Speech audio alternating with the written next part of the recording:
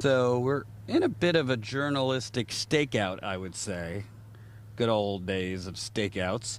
Because Mayor Lori Lightfoot of Chicago, the African-American female lesbian mayor, which the Democratic Party loves to, put those kinds in for identity purposes, she's continued much of Rahm Emanuel's policies here in Chicago of an occupied police force that resembles some militaries, of police terrorism, doing nothing as black men are murdered by police, doing nothing about the food deserts, the lack of social services, health care, jobs for black people.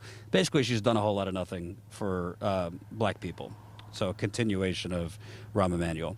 So essentially, the protests have gotten so bad here in Chicago, beyond expanding off of the George Floyd protests, that recently protests began outside of her house.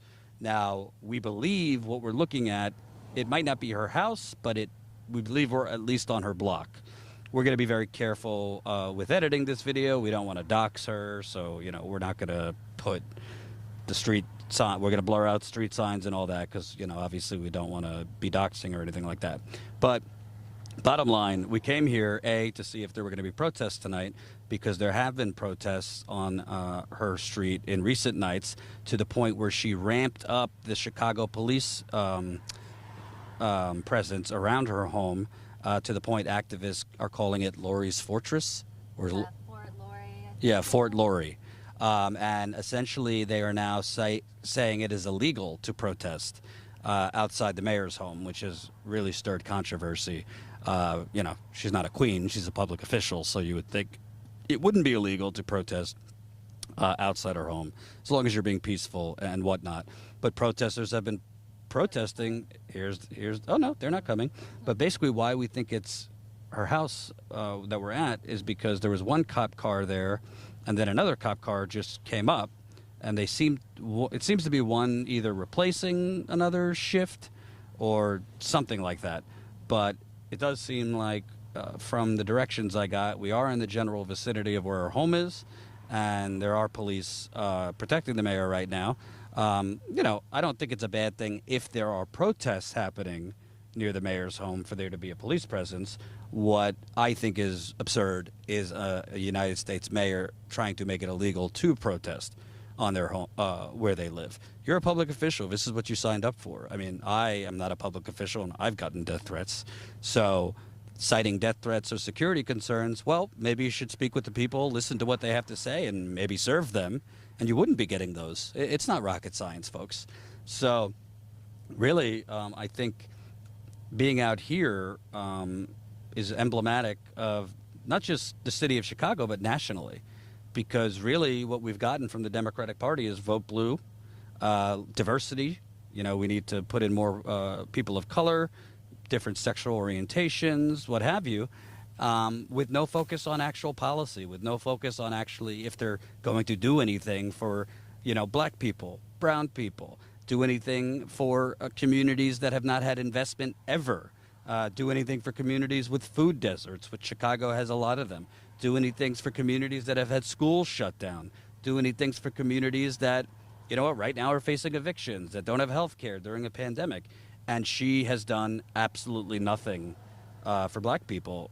We were just at a protest, and they were saying, the black activists were actually pointing to white people. White people, we told you, don't vote for her. She's a whatever, a Trojan horse, and you voted for her anyway. So, but I think this is really concerning that a mayor is essentially trying to make it illegal for people to protest citing security concerns.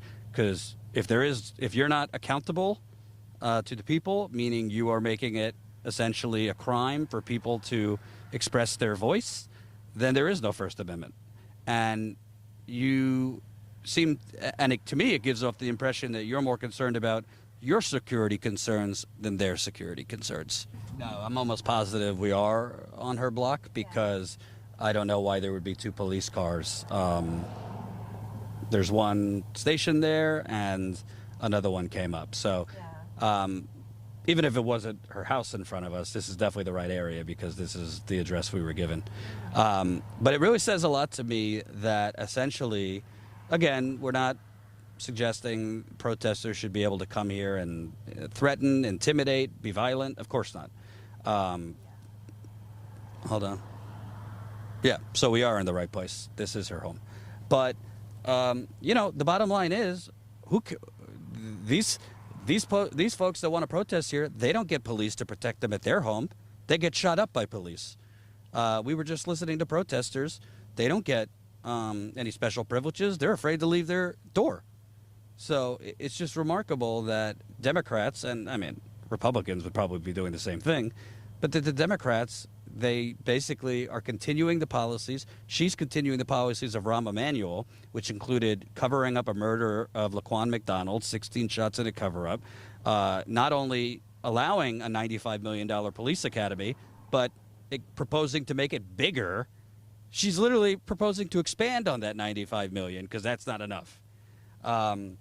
She has said no to removing police officers from schools here.